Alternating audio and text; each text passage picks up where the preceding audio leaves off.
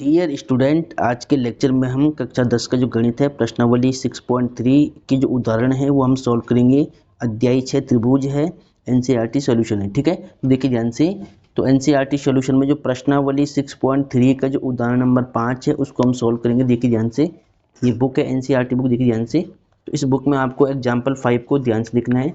तो एग्जाम्पल 5 क्या बोलता है कि आकृति 6.30 में कोण P ज्ञात कीजिए। ठीक है, एंगल P आपको फाइंड करना है, इस एंगल को आपको फाइंड करना है। आपके पास ABC ट्रायंगल दिया हुआ है और PQR ट्रायंगल दिया हुआ है। ठीक है, यहाँ पर साइड आपको गिवन है, आपको एंगल P फाइंड करना है। ठीक है, ABC ट्रायंगल में एंगल A 80 डिग्री है और एंगल B 60 डिग्री है। ठीक है, तो आपको PQR ट्रायंगल में एंगल P फाइंड करना है। ठीक है, तो सबसे पहले हम इस डायग्राम को बनाते हैं, फिर हम इसको सॉल्व करते हैं। ठीक है, तो पहले हम इस डायग्राम को बनाएंगे। तो डियर स्टूडेंट, इस डायग्राम को अब आपको ध्यान से देखना है। तो इस डायग्राम को ध्यान से देखिए। इस डायग्राम में देखिए ABC ट्रायंगल में एंगल A 80 है, एंगल B 60 है और आपको PQR ट्रायंगल में एंगल C फाइंड करना था। ठीक है, तो सबसे पहले एग्जाम में आप क्या करोगे, आपको सबसे पहले गिवन लिखना होता है। ठीक है, दिया है लिखना होता है, इसके बाद हम सॉल्यूशन स्टार्ट करेंगे। ठीक है, तो सबसे पहले ये एग्जाम्पल नंबर 5 है। ठीक है, एग्जाम्पल को बोलते हैं उदाहरण, ये 5 है। ठीक है, तो सबसे पहले first of all we have to write, यानी सबसे पहले हम लिखेंगे यहाँ पे दिया है। दिया है को इंग्लिश में बोलते हैं गिवन। ठीक है, क्या बोलते हैं, गिवन। अब दिया हुआ क्या है, त्रिभुज ABC में एंगल B 60 है, एंगल A 80 है। तो आपको त्रिभुज PQR में एंगल P बताना है। ठीक है, तो आप लिख सकते हैं यहाँ पे कि त्रिभुज ABC में, ठीक है, ABC में आपको एंगल A 80 है। ठीक है, एंगल B कितना है, एंगल B 60 है, ये दिया हुआ है। अब आपको ज्ञात करना है। ठीक है, यहाँ पे लिखना है ज्ञात करना है।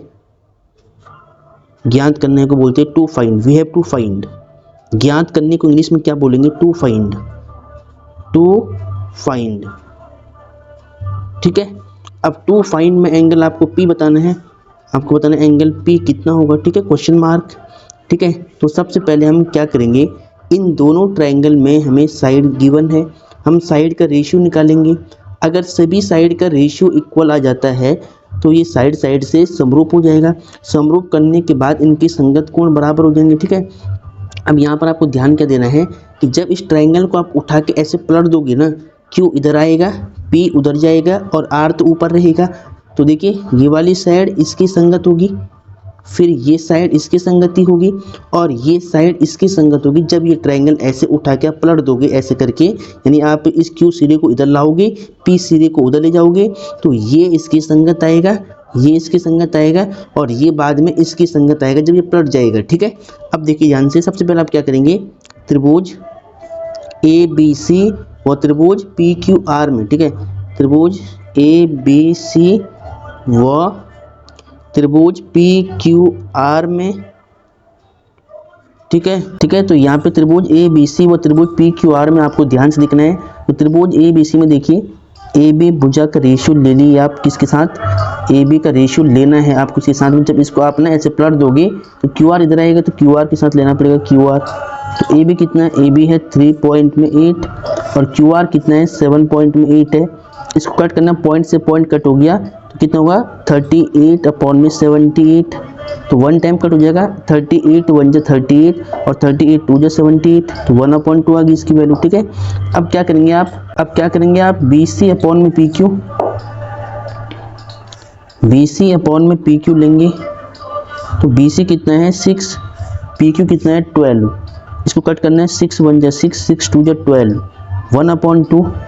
अब फिर क्या करेंगे आप, AC अपॉन में PR। ठीक है, जब ये घूम जाएगा तो ये साइड उधर जाएगी, तो AC अपॉन में PR, AC अपॉन में PR। ठीक है, तो AC कितना देखिए, AC है 3√3 और यहाँ पे PR कितना है 6√3 है। ठीक है, √3 से √3 कट हो जाएगा, 3 1 जा 3, 3 2 जा 6, यानी 1/2 आएगा। ठीक है, तो यहाँ पर आप क्या देख रहे हैं, सिंस क्योंकि आपको पता है कि AB upon QR, AB upon QR equal है BC अपॉन PQ के, और ये रेशियो इसके इक्वल है, ठीक है। तीनों रेशियो इक्वल आ रहा है, ध्यान से देखिए।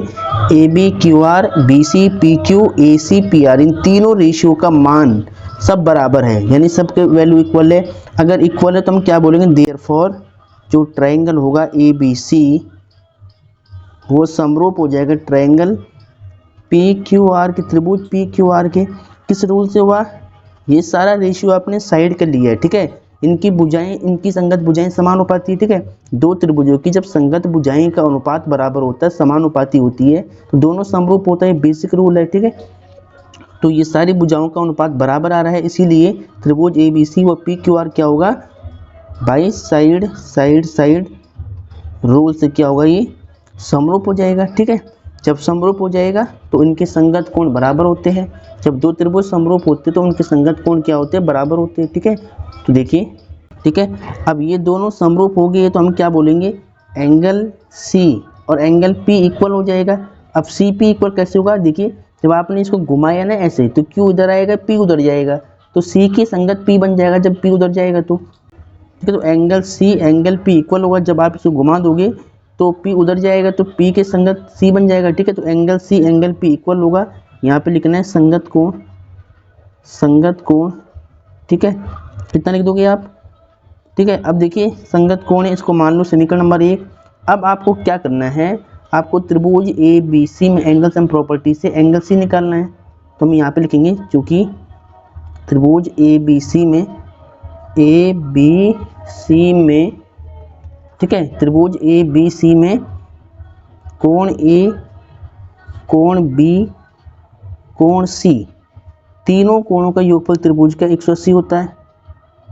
और यहाँ रीजन होता है angle sum property of triangle, Hindi में बोलते हैं त्रिभुज के तीनों कोणों का योग, ठीक है।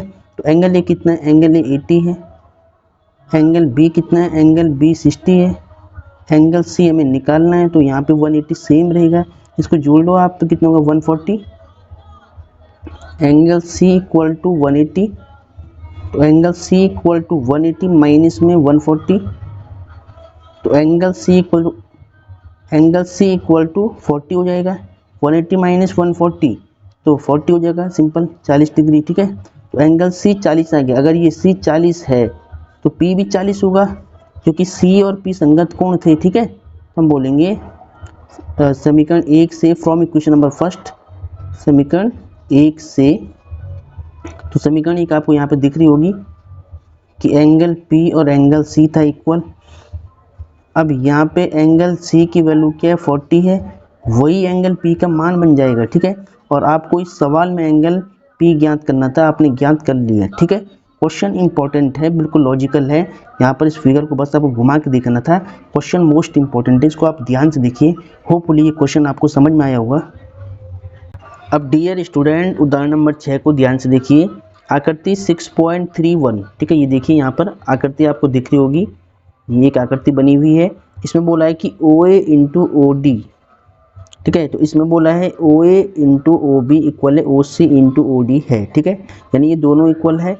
तो आपको दर्शाना है, दर्शाइए कि सिद्ध कीजिए कि एंगल ए एंगल सी बराबर है, एंगल बी एंगल डी बराबर है, ठीक है। एंगल ए एंगल सी बराबर है, एंगल बी एंगल डी बराबर है, ठीक है। तो सबसे पहले इसका फिगर हम बनाते हैं, फिर इसको सॉल्व करते हैं, ठीक है।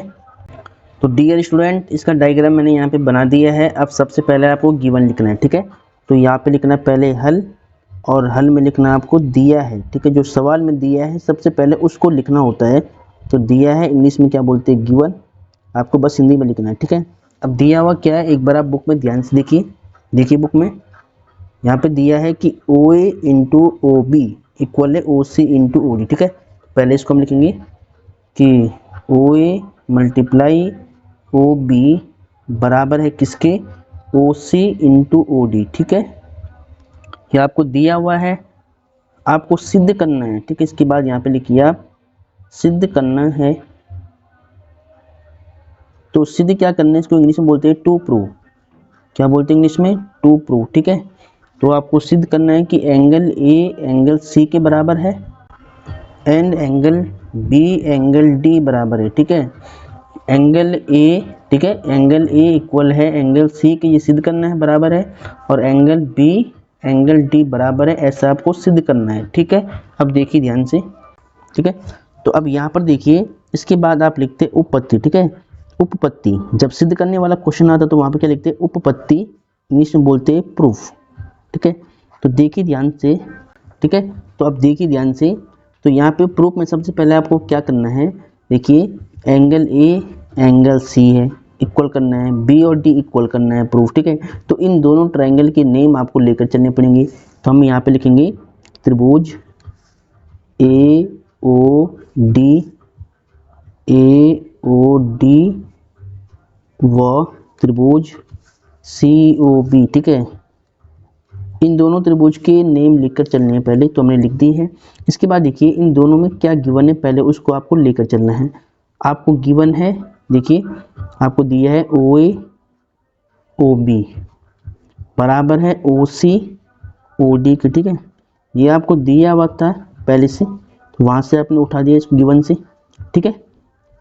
अब देखिए ध्यान से, अब थोड़ा इसमें आपको करेक्शन करना है। देखिए ओ ए सेम है, इस ओ सी को नीचे लाना है तो ओ सी नीचे आएगा, यहाँ पे कितना बचेगा, यहाँ पे ओ डी है और यहाँ से ओ बी नीचे जाएगा, ठीक है। अब देखिए ये वाला रेशियो देखिए कहाँ पर है, ओ ए, ये रहा ओ ए अपॉन में ओ सी, यानी इन दोनों ट्राइंगल की ये दोनों साइड क्या है, रेशियो में आ गई है। फिर क्या है ओ डी ओ बी, और इन दोनों ट्रायंगल में ये दोनों साइड भी रेशियो में आएंगे, ठीक है। ये साइड इसके साथ अनुपात में है, ये साइड इसके साथ अनुपात यानी रेशियो में है, और ये एंगल वर्टिकली अपोजिट है, यानी शीर्षाभिमुख कोण है। दो लाइन का टूरी पॉइंट ओ पे, तो आमने सामने कोण बराबर होंगे, ठीक है। तो आपको लिखना है एंगल ए ओ डी बराबर है angle c o b, angle c o b, ठीक है। तो यहाँ पे क्या लिखना है, शीर्षाभिमुख कोण,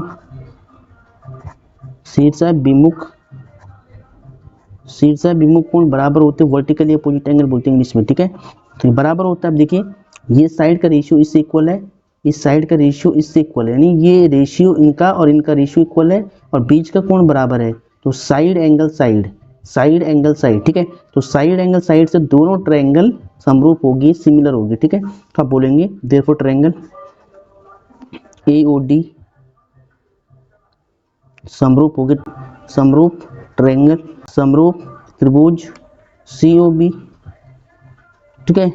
यानी जो ट्रायंगल ए ओ डी है वो समरूप हो गया ट्रायंगल सी ओ बी के, किस रूल से हुआ, by side angle side rule, ठीक है। क्योंकि ये साइड का रेशियो इक्वल था, ये एंगल इक्वल था, और ये साइड का रेशियो इक्वल था, तो साइड एंगल साइड से ये दोनों ट्रायंगल सिमिलर होगी, समरूप होंगे, ठीक है।